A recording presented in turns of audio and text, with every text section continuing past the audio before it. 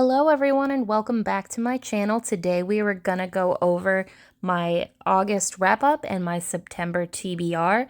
Fall is here. It is my absolute favorite time of the year. The colors changing in the leaves, the weather is cooling down. It is spooky season and witchy season and all that good stuff. So be sure to come back through the season and I'll have lots of recommendations for all things spooky, Halloween, fall themed. Before we get started, make sure you hit the like button and subscribe to the channel.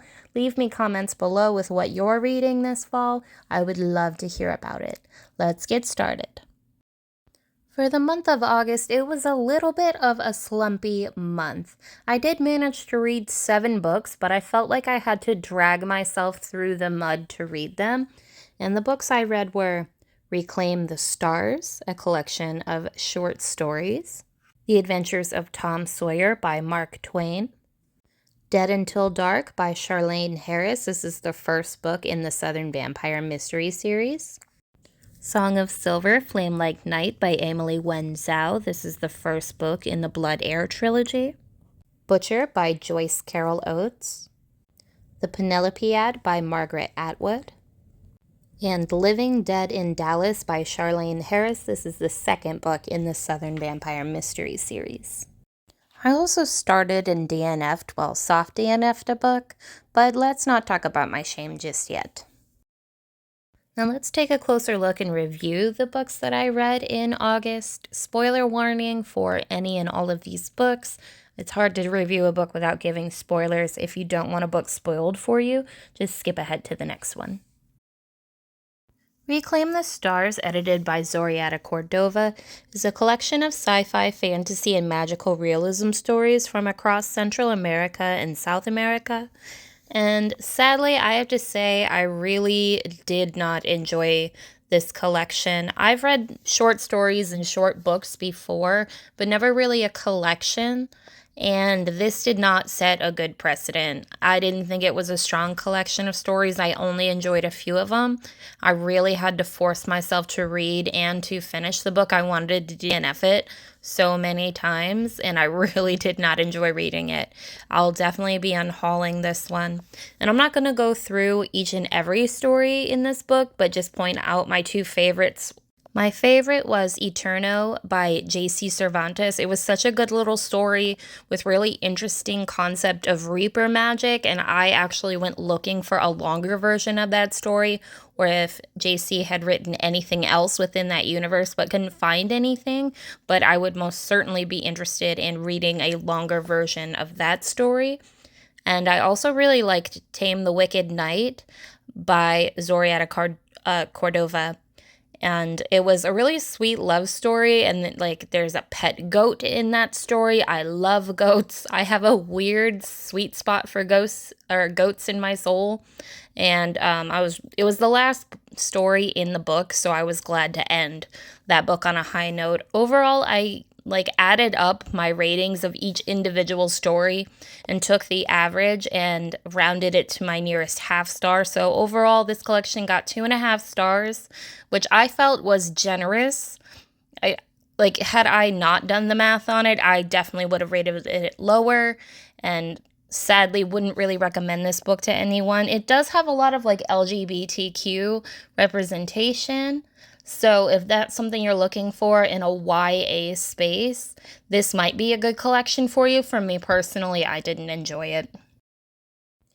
The Adventures of Tom Sawyer by Mark Twain is a classic children's book, and it is the history of a boy, Tom Sawyer, in a small town. Tom is a troublesome young boy who loves adventure but can't help himself to stay out of trouble.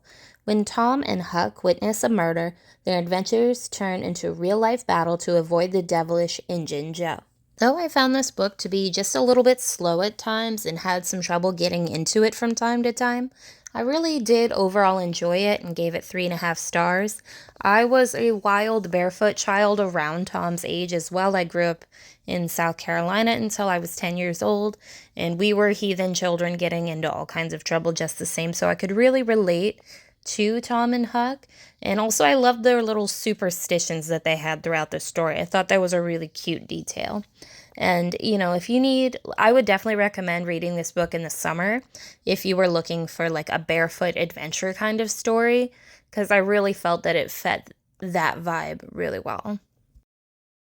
Dead Until Dark by Charlaine Harris is the first book in the Southern Vampire Mystery series, also known as the Sookie Stackhouse novels, or you may know it better from the TV show True Blood.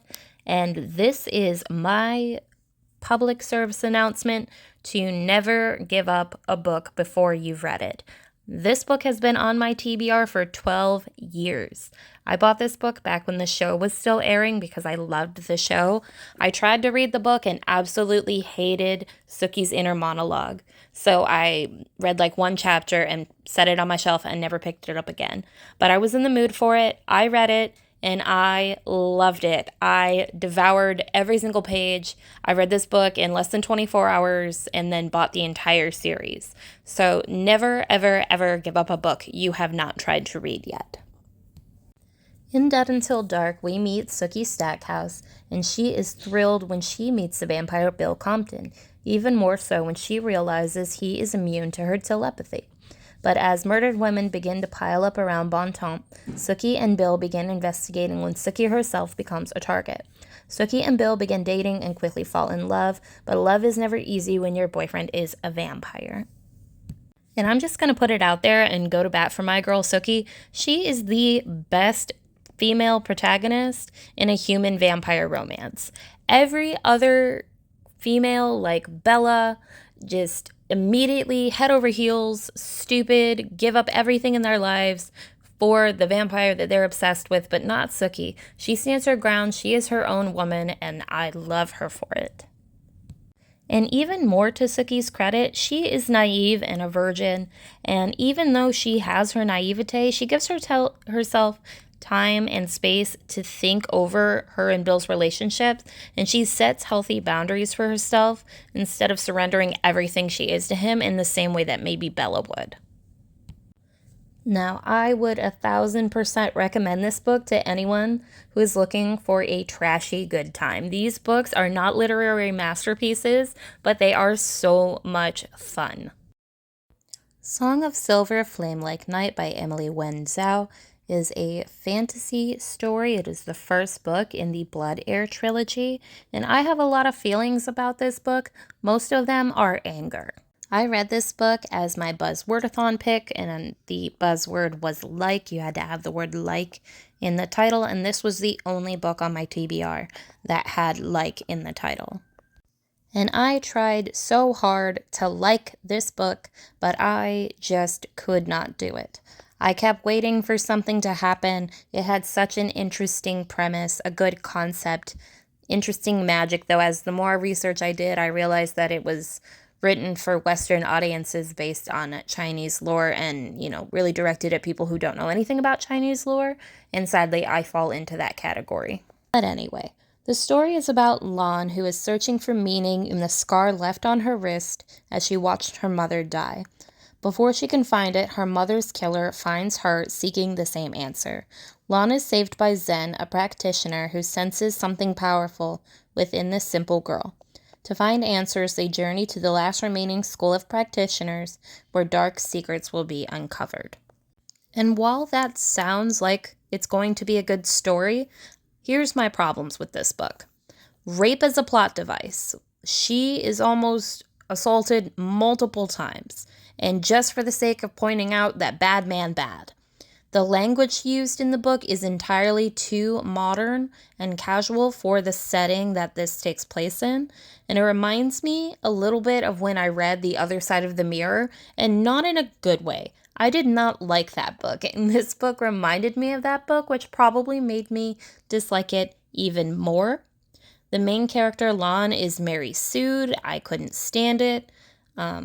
They use the phrase, and that's when it happened, like 30 times in this book. The little, surprise reveals, my reaction to all of them was, of course it's that. Of course it's this. Of course that's the way this is.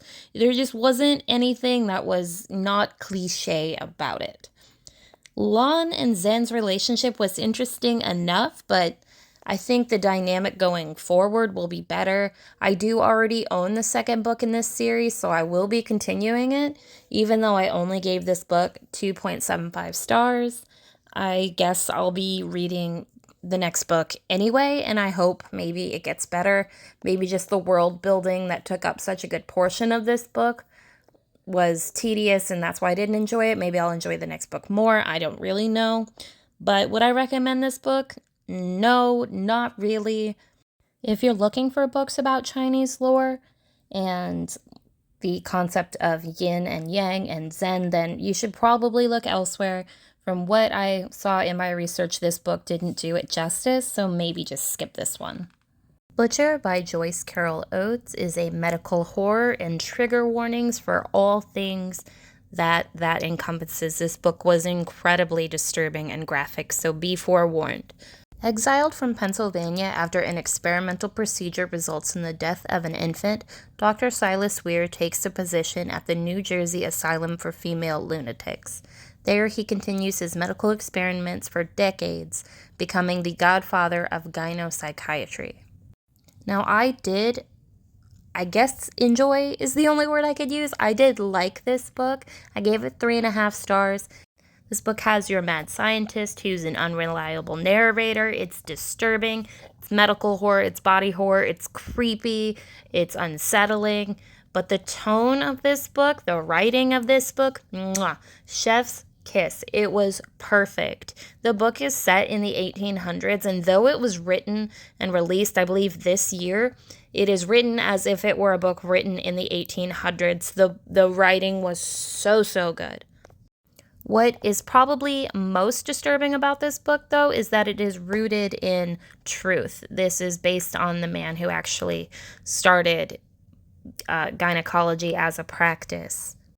One of my main frustrations with this book was that from the very first page, you know how the story is going to end, and through the whole book, you're just kind of waiting for the shoe to drop, which in my opinion dragged down the story just a little bit. But I would definitely recommend it for horror enthusiasts. This would be a great book for spooky season if you can handle medical horror. The Penelopiad by Margaret Atwood is a mythological retelling of the story of Penelope, the wife of Odysseus, in the Iliad by Homer. And this story gives us a bit of insight as to Penelope's time alone during Odysseus's travels. Here's what I think, though. Won the star, waste of time, could be a footnote if you just read the Iliad. But otherwise, the writing of Margaret Atwood couldn't even save this for me. This story was very much a shell of a retelling that just kind of outlines the story of what Penelope was doing while Odysseus was gone versus actually getting into a story of her own. And it really bothered me. Really bothered me that it was just soulless. And when her writing can't even save it, we have a problem. And another problem I had with this book was Penelope was a hater. She was just so immature and just juvenile, and I just didn't like her as a protagonist. So this whole book was just no from me. Living Dead in Dallas by Charlaine Harris is the second book in the Southern Vampire Mystery series, or the Sookie Stackhouse novels, and is a paranormal romance mystery book. And in this book, Sookie begins to search for the killer of her friend Lafayette before being summoned to Dallas to search for a missing vampire and infiltrating the Fellowship of the Sun. Now, this book I gave 3.5 stars.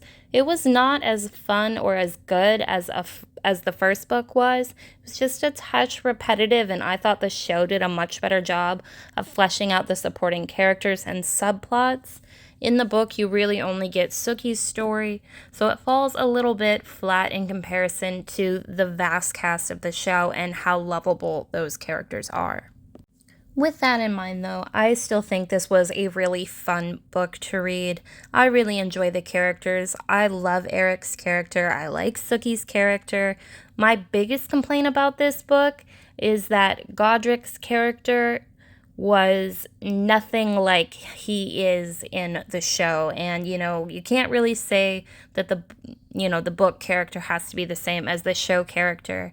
But in the book, sadly, Godric is a child diddler and a child killer. And then, in the show, he's very much a Christ-like figure and the figure that Eric looks up to. And it just really destroyed my image of Godric, probably forever. But I still really enjoyed the book. And before I move on to my September TBR, I feel obligated to mention that I did try to read Don Quixote by Miguel de Cervantes, which is a classic adventure fantasy story.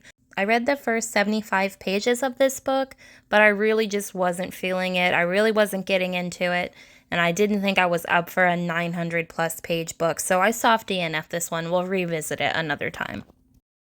And that wraps up August for me. My favorite book that I read this month, without a doubt, with no competition, was Dead Until Dark by Charlaine Harris. Least favorite, without a doubt, was The Penelopiad by Margaret Atwood. I'm unhauling this book, but I really had a slumpy month, so I could also throw in here Reclaim the Stars and Song of Silver, Flame Like Night. Just a really slumpy month. I'm surprised I read as many books as I did, because it seemed like I didn't read for like 2 weeks out of this month, so let's hope better in September. Now let's put slumpy August behind us and move on to September.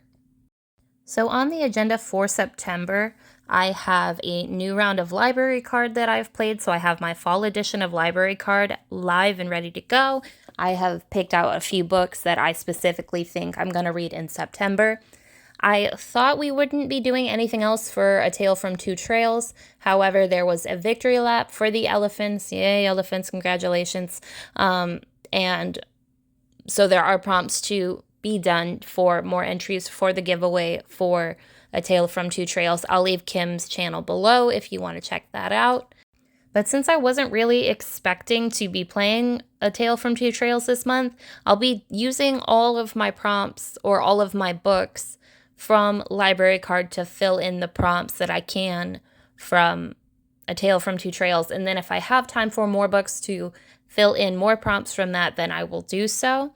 And of course, I'll also be reading a book for the Buzzword-a-thon, Readathon, this month as well. And Anna's pick from last month I did not get to, so I will be rolling that over into September as well. Starting off with Library Card. Library Card is the TBR game that I play here on my channel seasonally. And I have kind of broken up my fall TBR and split it up amongst September, October, and November. So the books from Library Card that I plan on reading in September are Rebecca by Daphne du Maurier. This is for a mystery with a black cover. Bright Young Women by Jessica Knoll for a realistic fiction with a pretty cover. Red as Flame by Anthea Sharp. This is the third book in the Darkwood trilogy, and this is for folklore and fairy tales set in a fictional world. The Eye of the World by Robert Jordan. This is the first book in the Wheel of Time series, and this is for a reading list pick that has a map. And the Wizard of Oz Collection Volume 1, which encompasses the first 3 stories in the series, those being The Wonderful Wizard of Oz, The Marvelous Land of Oz, and Ozma of Oz, all by L. Frank Baum. This was my late fine penalty for not completing my summer TBR.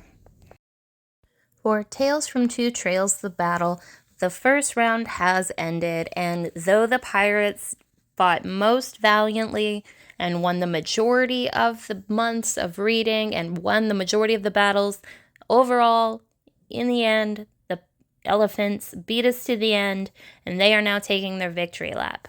And we do have reading prompts for this victory lap for them through the board, and I had not expected to have a TBR for A Tale from Two Trails this month, so I will be doubling up on the books that I plan on reading already and fitting them into as many prompts as I can from Edmund's Victory Lap.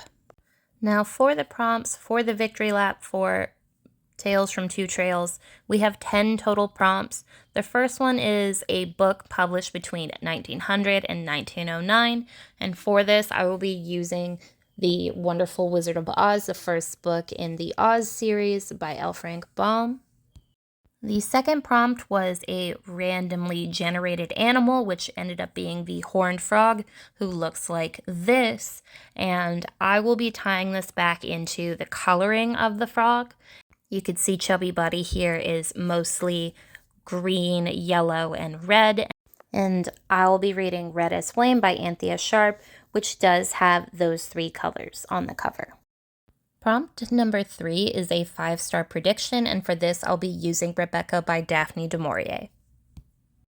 Prompt number 4 is to continue a series, and we actually got this prompt twice. So this is the prompt for both number 4 and number 7, and for number 4 and number 7, for these prompts, I will be returning to the Wizard of Oz series and the Volume 1 collection of the first 3 stories in the series, and that will be The Marvelous Land of Oz and Ozma of Oz by L. Frank Baum.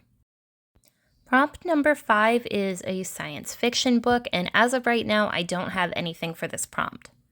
Prompt number 6 is Multiple Perspectives, or Multi-POV, and for this I'll be using Bright Young Women by Jessica Knoll.